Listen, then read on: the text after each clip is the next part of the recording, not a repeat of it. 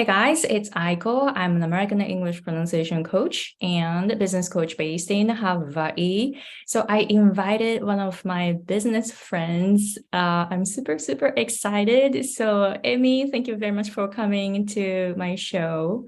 Thank you so much for having me, and I'm so excited to have a chat with you. Yeah, I'm super excited. So quickly, would you please tell us what you do?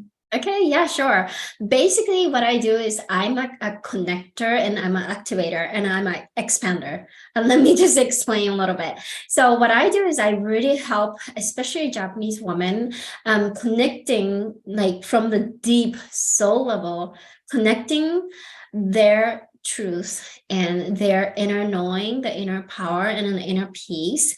And by doing that, they become magnet, like their magnetism really expand. And I also help them, guide them to really activate their leader in them. Like I believe that everybody, once they decide that they are a leader, they are a leader, you know, the day that they become a leader, and then they just act upon it. So I help them to really activate their leader in them, meaning that in order for us to be a leader, the first step is to be a leader for our own selves first. So that is really that I'm helping them so that they don't have to always look for the right answer, or they don't have to look for the right strategies, because the right strategy, or maybe I should use the word aligned strategy, is something that we already have inside of us. So I really guide them to really find their truth, find their answer, and do it, because business is all about, I believe that there's this like a beautiful synergy of this like masculine energy and a feminine energy. And we don't necessarily have this like, okay, so you do this for like 50% and then you do this with 50% of feminine. Like it doesn't work like that. Everybody has their own like energy types and blueprints. So I really like to honor their own blueprint and their soul guide, and just really, like, I'm not here to teach them what to do, but I'm really here to guide them so that they can find their own answer, and so that they can have their soul aligned business and really achieve whatever that they desire, because there's no limit on that. So that's what I do. Wow, I really love that. I also believe that we already have what we need. We Yeah. already have everything we need to Yes. do it. It's just the matter of when you find it, how you find it, how you're gonna use what you have. Exactly. So I really love what you Yeah, because do. we can always be better. I'm not saying like you have everything, just be content and be satisfied. I'm not saying that, you know, like, but I feel like in order for us to grow and be better version of ourselves, or higher self, whatever you want to call it, I think we all need to hit the bottom, which is the soul level, you know? So like I always like to talk with like trees, right? You can't just focus on the leaves and just the what's the word that I'm looking for, just the top of it, right? Like in order for you to have this big tree, obviously the roots is deep, strong, right? So we can't just focus on like, oh, how pretty this tree is, but let's look inside, you know, like how much of grounding work that this tree did, you know. Like you can always buy a flower that is already ready, but then it doesn't last long. But look at the trees, like even if there's like thunder, the strong wind, whatever, it still stay and stand strong. And that is, I think it's super important as an entrepreneur, you know, like there are so many things, like we're talking about, like I'm in US and you're in the US too, like you hear a news about recession and there's corona, and like, yeah, we could easily say, oh well, there's corona, oh well, there's recession, but no, like we really need to like ground ourselves, and we don't want to react on it. We want to really act upon, you know, like don't get observed, like observe but not absorb, right? Did I say it right? You're the pronunciation coach, but you know, like it's really important to really ground ourselves, like, so yeah. I really love that. So then I see, at the same time, I see that even though we already have what we need, we like a lot of us struggle to find it, and also a lot of us struggle to monetize it. So how are you using your skills to monetize so that you can have a good life, you don't have to worry about money? So how are you doing that? So like, oh my gosh, there are so many ways to answer this. So I will talk about like literally how I do it. But before the how, I feel like I need to talk about the being part. So I just can't just talk about the how. But basically how I do it, I think I had to do a lot of money work first. The relationship with my money. Yeah, basically that was a lot. And also the worthiness of it is also the other thing, especially like if you are starting a business like from just say now, last month, whatever that is, right? The people who tend to think is like, oh, we have to climb up from the bottom. Like, I mean, I was coming from a corporate. So what I have learned is to work so hard to move up to the next position or whatever, and then the next, and then the next, and then the next. And then as you get higher, the opportunity is limited. So that was the reality that I have experienced, and that's what I have seen. So that was my own belief code, the story or paradigm, whatever you want to call it. I mean, everybody got their own like mindset work and then the term, but basically it's the paradigm that I believed in. I subscribed that idea of it, right? So those are gonna limit you. Whatever the belief code that you have is gonna either good or bad. That becomes your reality, right? So because money, I believe, is a byproduct of who you are, the depth of your leadership, the depth of your being yourself, being the alignment of who you truly are. So I think that was a lot of work for me that I had to go through. So like the money work, and also to have a belief that, I am worthy no matter what. Like I am the worth. Like it's not that, oh, because I have a follower, how many followers that I have, or because I have so many clients, that's why I'm worthy. Like I don't think that way. My worthiness is unconditional. It's not because I have this, that's why I'm worthy. Like no matter what, so the attachment of the outcome was another one that I had to work on. So I have to always remind me. So it's written in Japanese here, but with or without, I am すごい人. すごい人, it could mean like anything, right? So like for me, すごい人 means it's my highest self, my next level version. Like I just didn't want to limit it. So yeah. I had to remind myself for that. And then yeah, I love it. Oh, okay, go on. Yeah. And then the other thing about the technical or like a practical thing, I mean, how do we make money? By selling, So I have to be very comfortable with the idea of selling. Sorry, it's like a hay fever over here. But yeah, I have to be comfortable with the idea of selling. And that is like another thing that I had to work on. And I basically sell myself every day. It could be a program that I have, or it could be the message that I have, or it could be the belief, the conviction that I hold.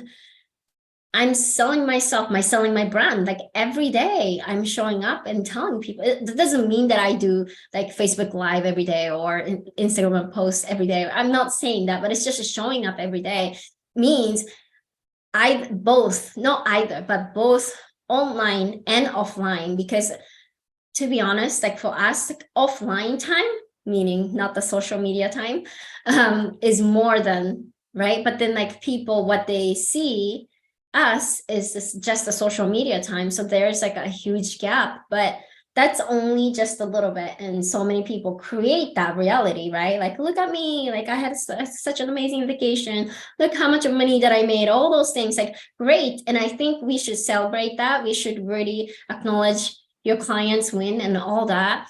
But I think what is really important is also who you're being offline. So showing up meaning both online and offline. So even when I am offline, I walk the talk. So I say I do this or I do that.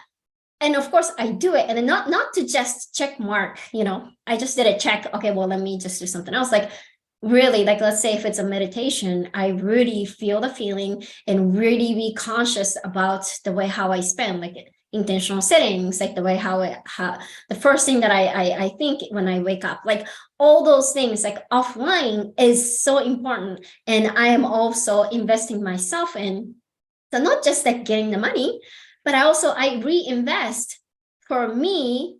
But for me means it's for me, for her, for everybody, so that I can then share, because I understand not everybody is fortunate enough to spend thousands of money to invest for other mentors and stuff. So then I invest, so that way then I can deliver what I have learned, what I have practiced, what I have embodied, and give to my clients, because it's my responsibility.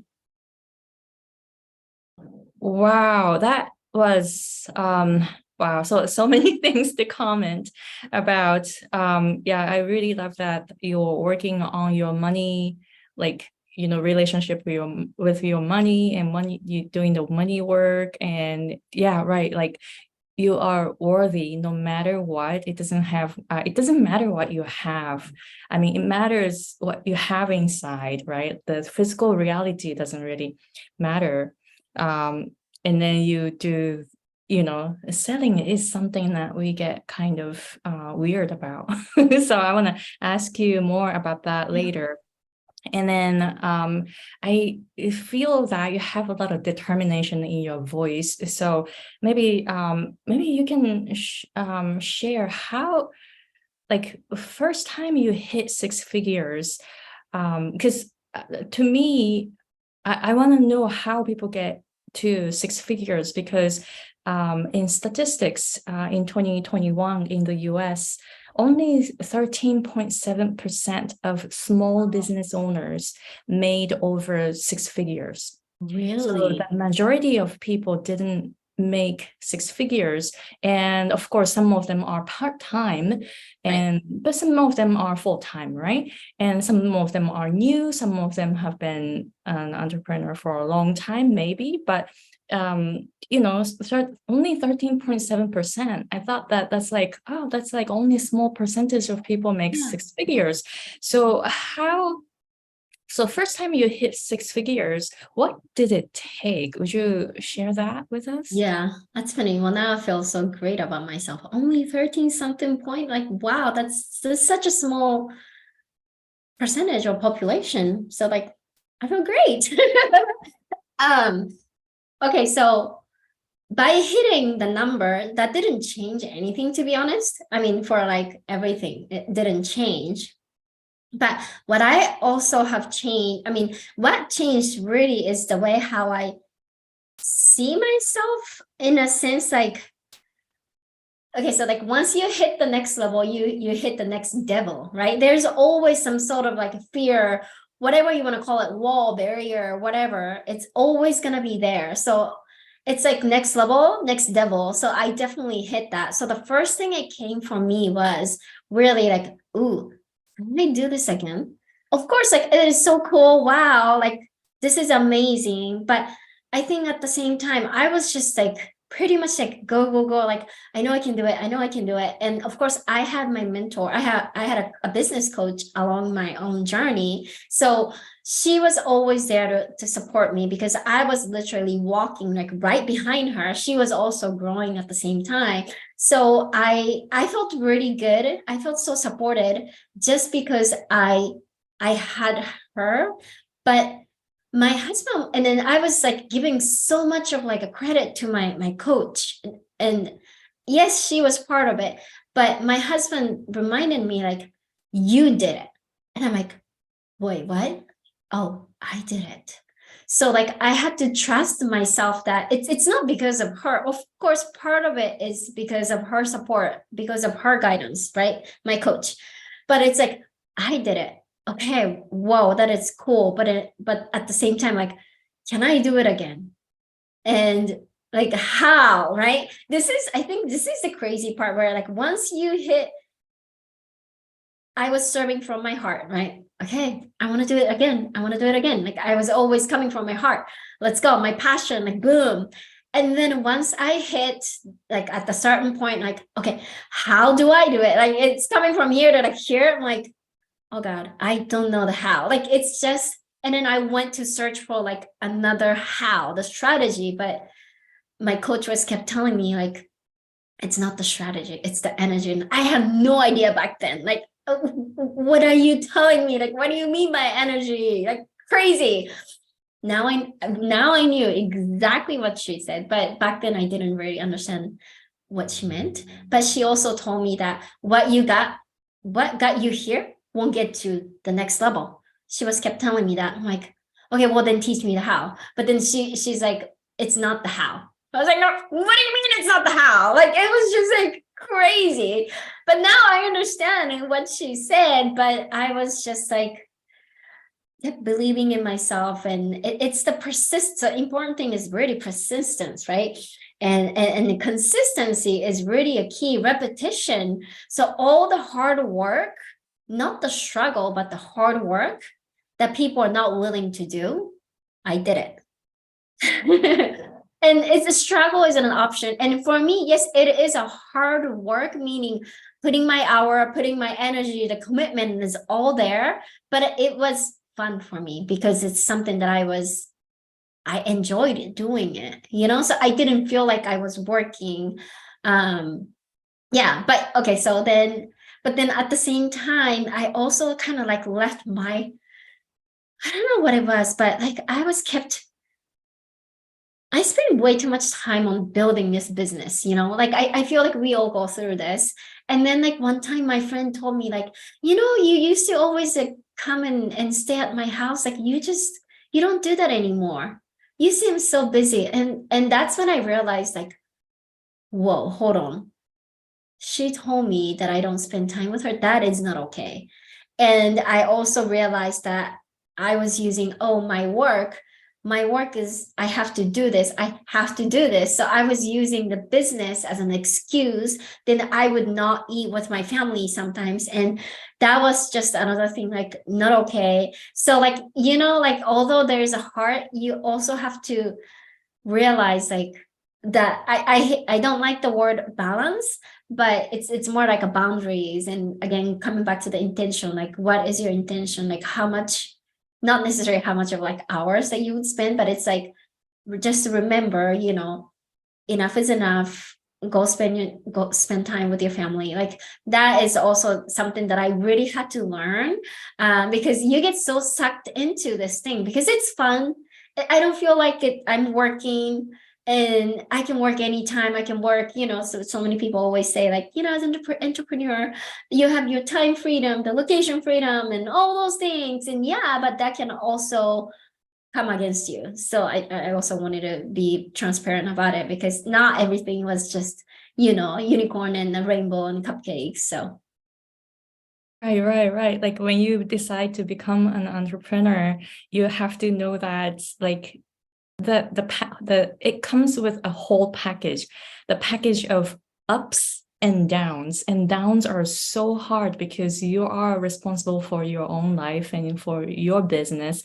So I know that it's really hard, and I understand the hard work you said, because also I did the hard work too. So I feel like this is why I haven't quit. I haven't given up, and then I keep growing. And as you said, I also reinvest in myself too. Whenever I make money, I spend money to learn something new and find another coach or, that.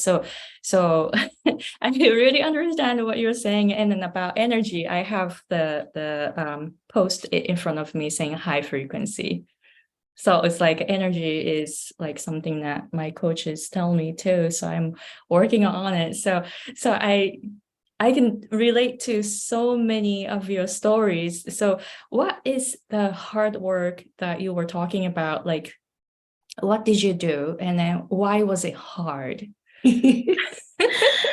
Okay, so I think this is something that Tony Robbins said it, but business is a spiritual. That's what he said.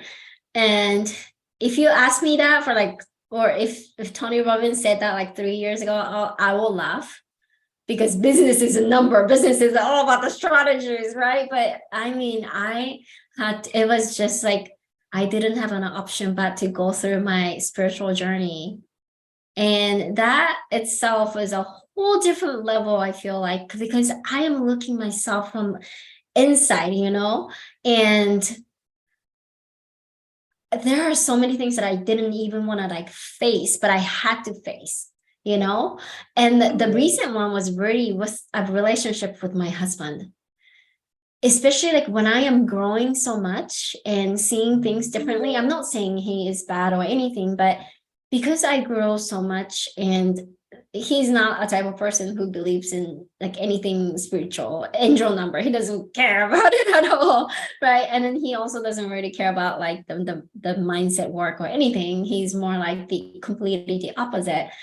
So I'm over here trying to like, okay, I'm focusing on myself. I want to better my relationship with you, but it's really depends on like how I see. Like I try not to put the finger towards him and say it's your fault or you because you're doing this. That's why this is what it is. Whatever. I really take it like, what is my lesson from here? How do I want to receive this gift? Then how do I want to grow? Right?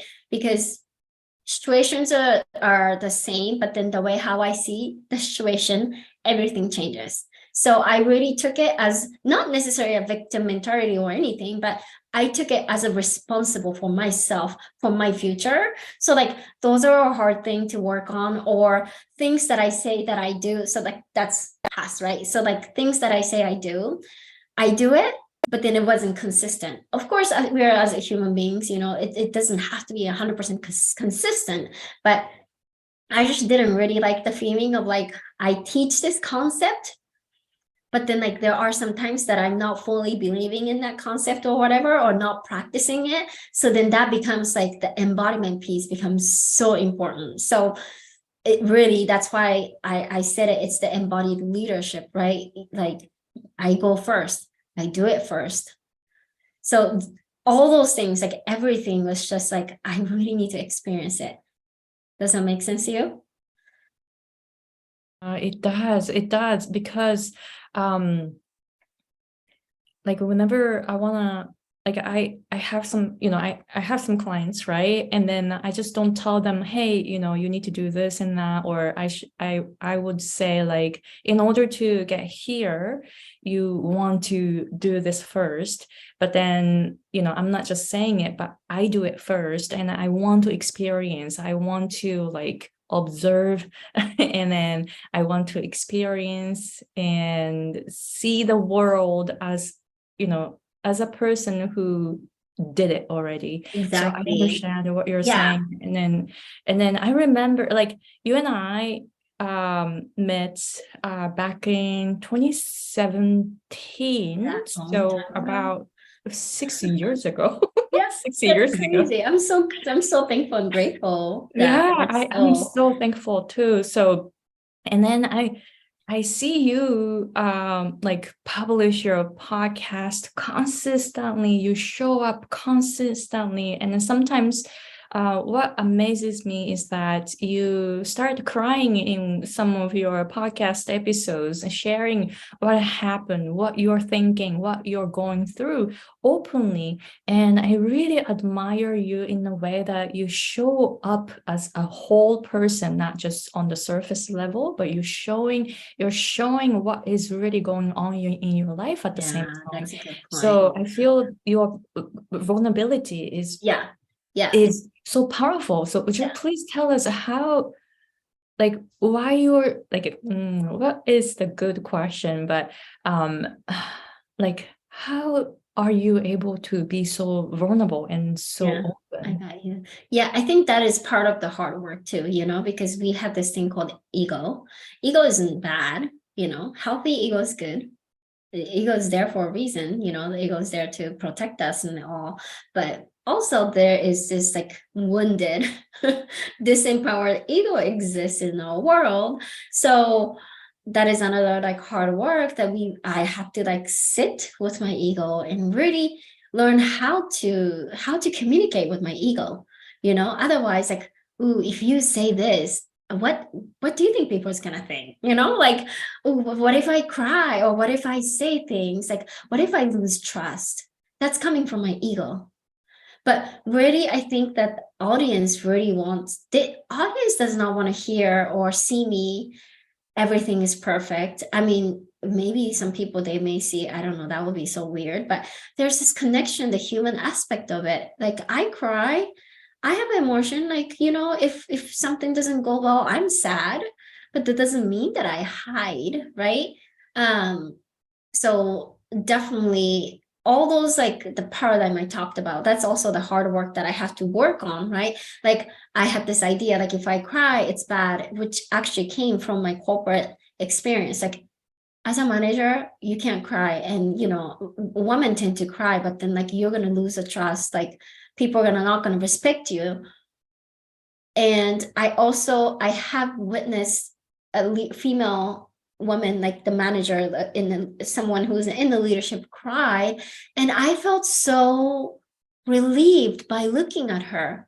But then later on, like, someone else was talking about, see, she cried and that's why she lost her trust or something. Like, basically, I felt I got connected more with her, but then I had to hear what he said, who was almost like convincing me, like, no, that's not how you do it, right? So then I accepted his idea, planted in my seed, and now that there's this like idea of crying is a bad thing, crying in front of people is a bad thing. But the thing is, I cry all the time. Like, I don't know if I'm an emotional person, but tear is something, it comes out naturally, and sometimes I can't control it, so emotion, it's an energy emotion. So in order for me to really feel it, I have to, like, only way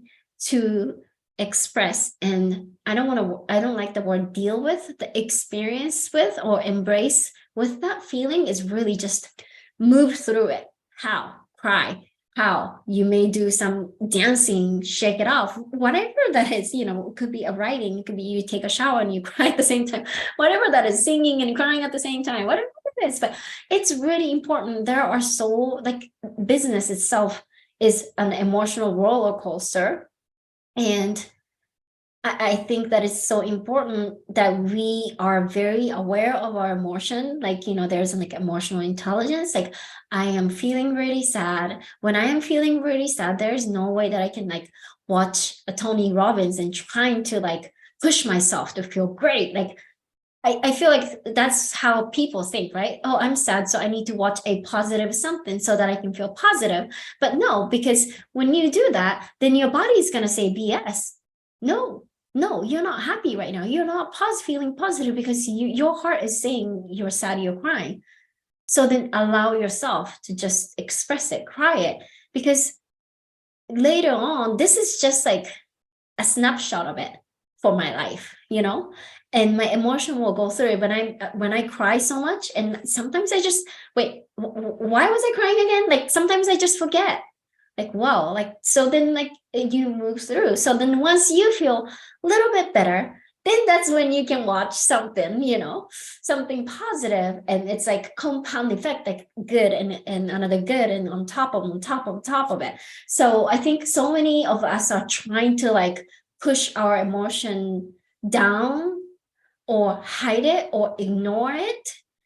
But I think we should do the opposite. And I understand, because we were living in that society. We were told not to cry or not to show your emotion.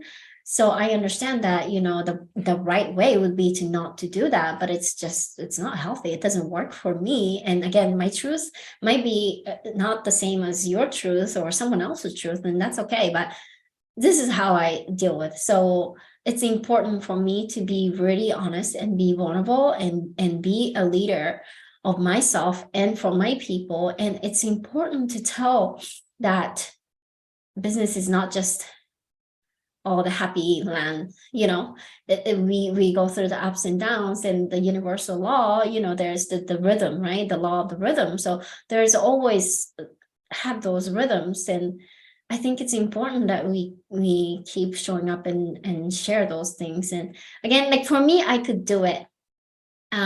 Maybe a part of it is it's natural, because I remember my mentor told me, you're so vulnerable, and I had no idea what that means. But I'm an honest person, like I can't really lie in front of people. But I guess your question, and to answer it, is like, again, I know I am worth. I'm not like I'm worthy person, like I am the worth.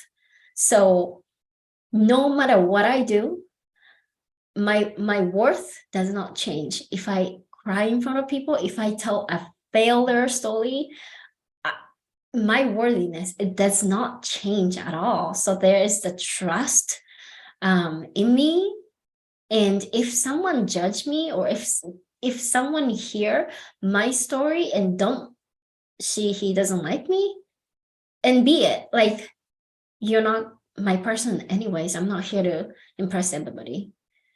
So like that might be, I don't know, did I answer your question? Yeah, you answered it beautifully, because like you're embracing your whole journey as a person who, I mean, everyone goes through this, but some people want to hide it, or some people want to hide not showing up when they are feeling down or sad, or they're feeling downs. So you show up no matter what, and then you so one thing that hit me is that I mean, I don't know if you don't care what other people think, or you try not to see or hear what they think about you when you show up openly. And like whenever we show up, people judge you no matter what. Like whatever you do, you do a good thing or bad thing, it doesn't matter. People will judge you anyway, right?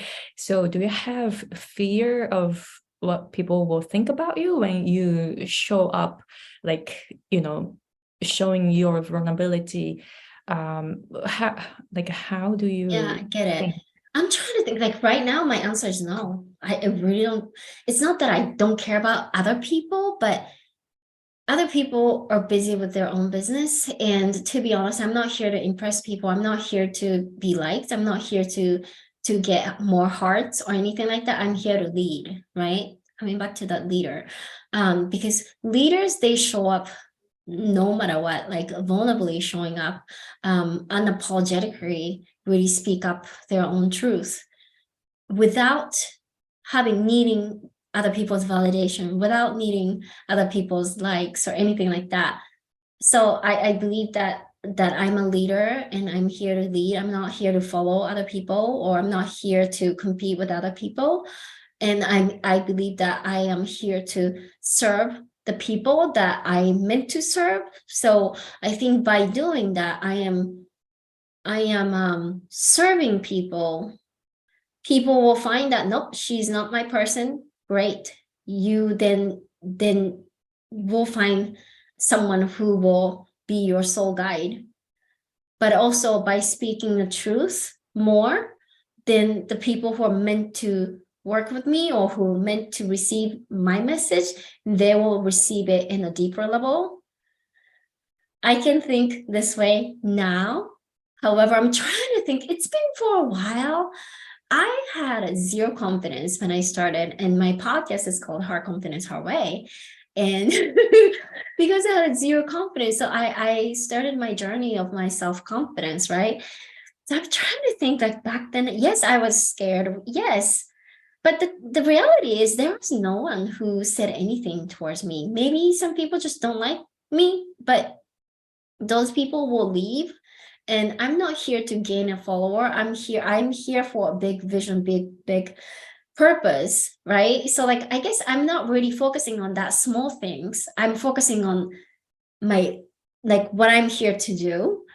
So the little things doesn't scare me, or little things doesn't hurt me as much. But if I was speaking from how many years ago when we met, I don't know, I might have said it in a different way where maybe I was really worried. I don't know.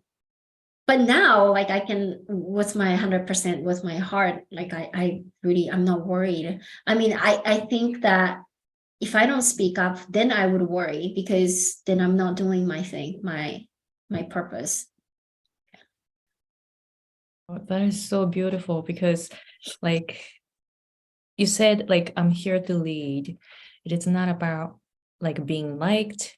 Like you always say that in so many places in in your podcasts or we are not here to be liked. We are not here to compete with others. I like recently I feel like I'm a conduit to leave the legacy to the next generation or something. So recently I'm like, okay, so I got all the knowledge and experience that I can share with the world. How can I leave that to the next generations? I'm thinking, how can I reach more people with my knowledge like that? Because like knowledge is not mine. I feel like I don't own anything. I just want to pass it to the next generation because I learned from someone else. So I feel like leading by example, like you are doing it beautifully. So if someone wants to learn from you, you're you are the expert when it comes to guiding people, leading people. So if someone wants to have your guidance, how can they reach you and where? The best way, I think, you kind of mentioned about the podcast, like you'll hear, the thing is like it's like the constant evolution and shifted and changed, right? And I never deleted any of the interviews. So the interviews that Aiko and I did back in how many years ago, it's still in there. And I think it's so interesting to hear who was she back then and now. But I think the bottom line is like your core message, your conviction, and my belief, my conviction, my core message actually hasn't really changed. It's just actually, it's like getting deeper and deeper and deeper and deeper and deeper. So when I think about growth, so many people think like grow, but I always think it's grow like within. And then what people see is the growth, like the harvest, right? The top of it. But I am growing like inner, deeper and deeper. So yeah, definitely like podcast would be a very interesting place to find out how you and I grow together. Yes. Yeah. And then if you are curious about like how like my life, because I share about my life, I have 2 kids and I'm really busy with my volunteer work and all that stuff. So if you want to see like my life part of it too, Instagram is also a great place. But I always like to bring people to podcasts, and I have so many different offers, and this is my belief too. Like I don't believe that the people has to come in from the low end offer, like like they don't have to come from the small one and then the middle one and then the highest or anything like that. So whatever you believe it's meant for you. So you can just message me or Instagram. Do I have my sales page? I don't know. But I feel like if you are truly all in and if you want to work, people will say, how can I work with you? And those are the clients that I have been receiving lately. Like they know that I have an offer and then they want to work with me. So like in the DM, like, how can I work with you? What are the programs that you have? I don't want to convince people. I don't chase people. So yes, I could say like, oh, I have a sales link in there, but I mean, so what? If people want it, they'll come to me. So that. Yeah, that's awesome. So I will put the links in this episode so people can find you. Also people can just, Google Emiko Rasmussen, all the information will show up on Google too. So one thing, Emmy, I want to tell you, you gave me your coaching, and it was actually my first time having coaching from someone. That was my first time. And then do you remember that?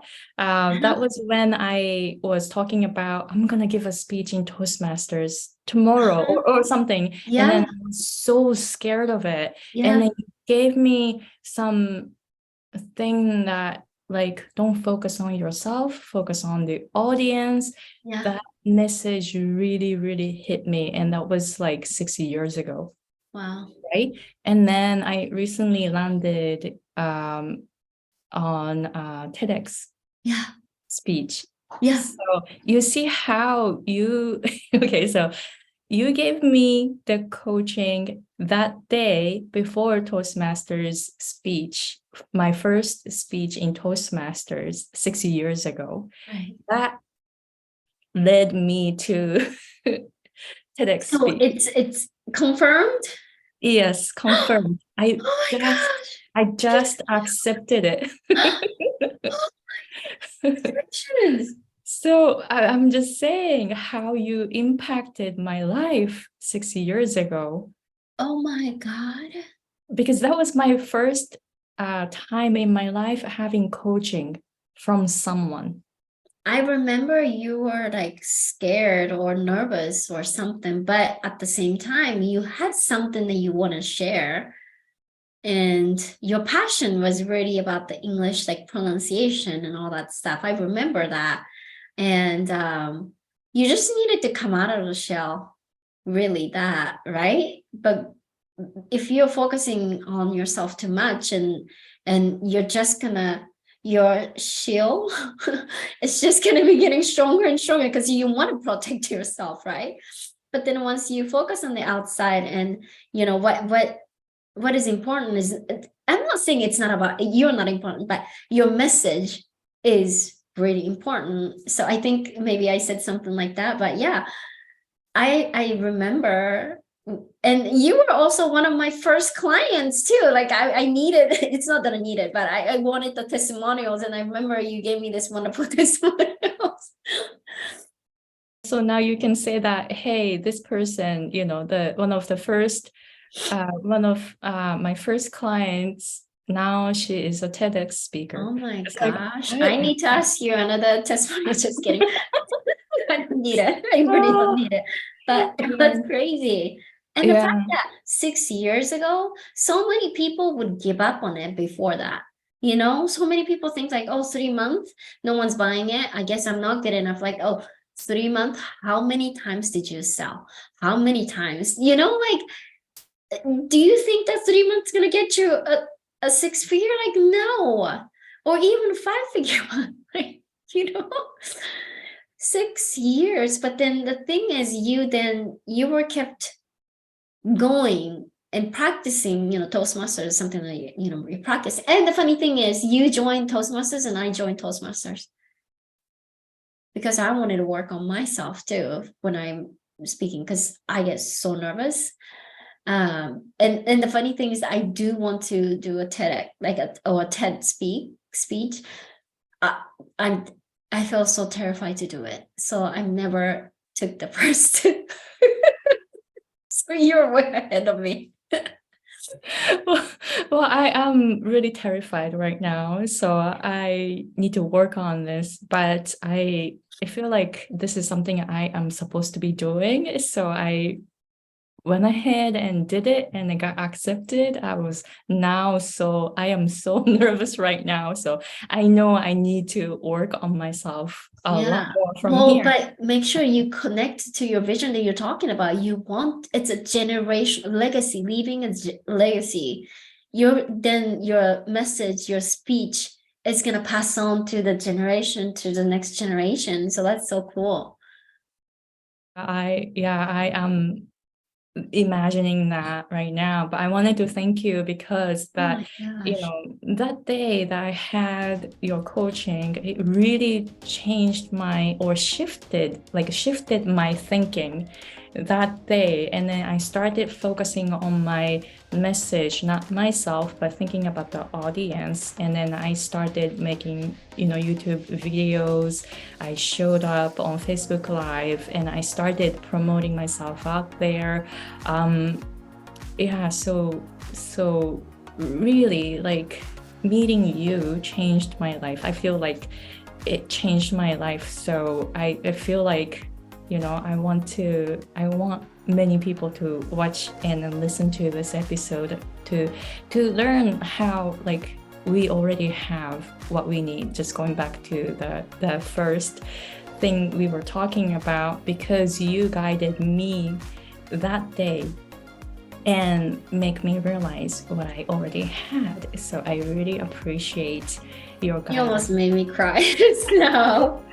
Wow. Yeah.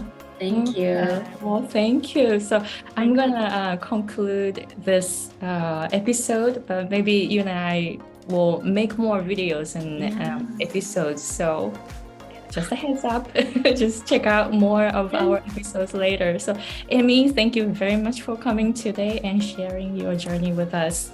Thank you. Thank you.